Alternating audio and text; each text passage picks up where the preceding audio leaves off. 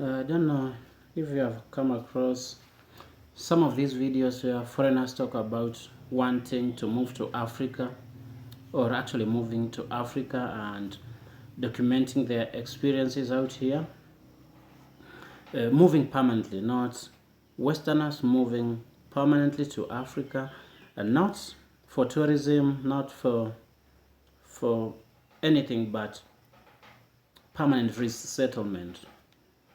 Well, I've seen several of them. In fact, I've seen numerous, and there's this trend whereby foreigners uh, have this desire to move to places they deem more affordable, more pristine, more spacious than the West. And some of the places foreigners decide to settle in are in Africa. I've seen a lot of people moving to Ghana. Ghana is one of the top destinations. I've seen people moving to Kenya, which is of particular importance to me, as you can imagine. And yeah, I've seen it happen. I've seen people talk about it and document the process of moving and what they expected vis-a-vis uh, how they found things. And um, the experiences have been mixed. The ones that I've seen, there are people that came with expectations and their experience has not met these expectations. There are those whose experiences have surpassed their expectations. But definitely, it's a massive adjustment. If what I've seen is anything to go by, I think it's always going to be a massive adjustment for someone to leave one country to go and live in a totally different country with a totally different culture, totally different setup, and you see you see there are some for those people that love the outdoors and whatnot. I haven't seen a lot of complaints because they came prepared that some of the things they took for granted back home are not as easy to get uh, over here in the motherland. For example, you can, I think in the US, Canada, whatever, Australia, it's easy to order something from Amazon and have it delivered within the day or within 3 days. But out here, um, I ordered an iPhone and it's going to take 2 months to get here. So you can see the discrepancy in the quality of that service. Um, and I also think maybe they have their KFCs, their Popeyes in every street, ATMs in every street.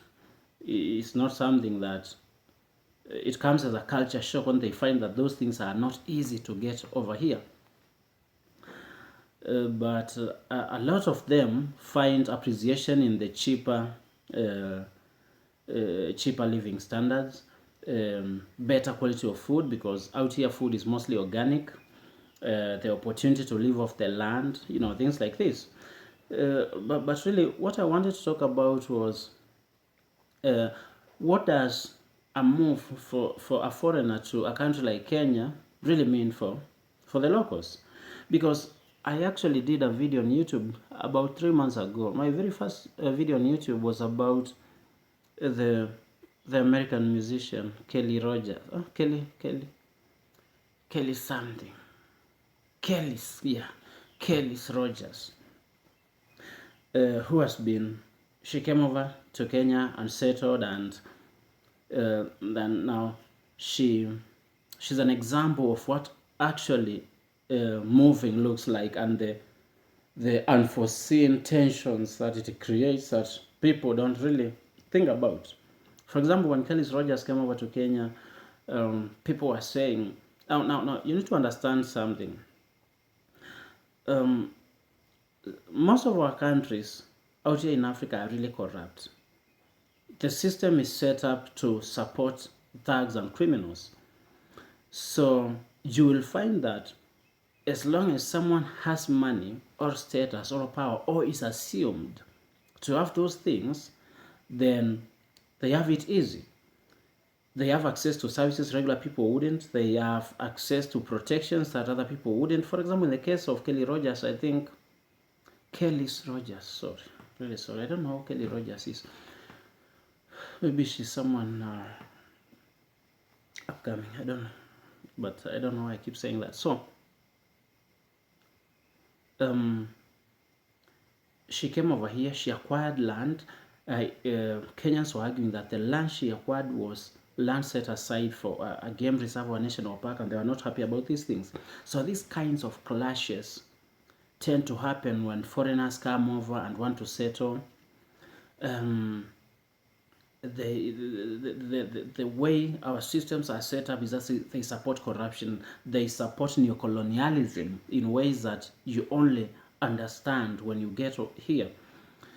For example, I personally, what I've seen in my country is that we live in a country that loves foreigners more than it loves its own people. So foreigners have been coming to our country, even locally, foreigners from Somalia and Ethiopia and Sudan.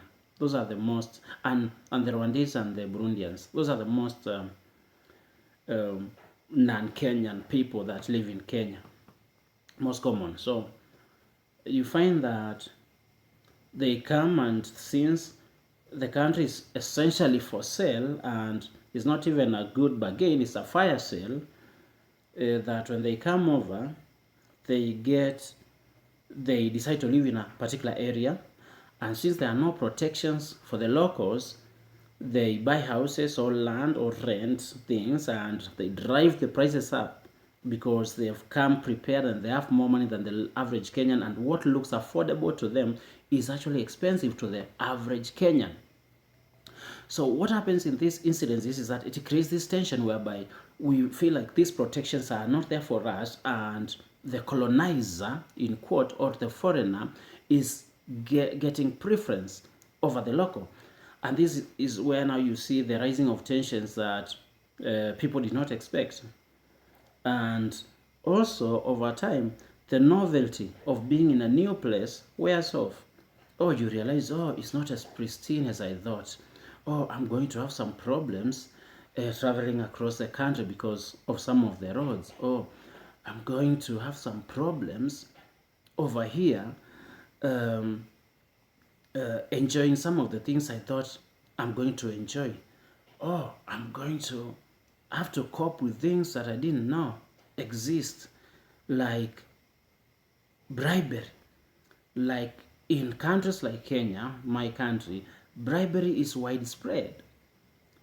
Anything you do requires some chai, some kitu kidogo, so that things can move along smoothly. Whether you're trying to acquire a visa, a passport, a simple government service, an ID card, you find yourself having to part with a little bit of money. It's so internalized in this country.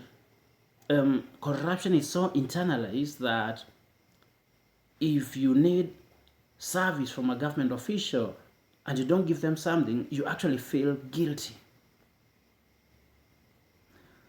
So yeah, those are the inconveniences that as a foreigner you start saying, okay, it's not as rosy as I thought. But the real issue is that every single place on earth has its own problems, its own socio-political problems, economic problems, its own demons that you are not aware as an outsider looking in. So I thought it would be interesting to have a conversation about this kind of trend that has been kind of becoming mainstream, and look at the benefits vis-a-vis the limitations of actually making that move.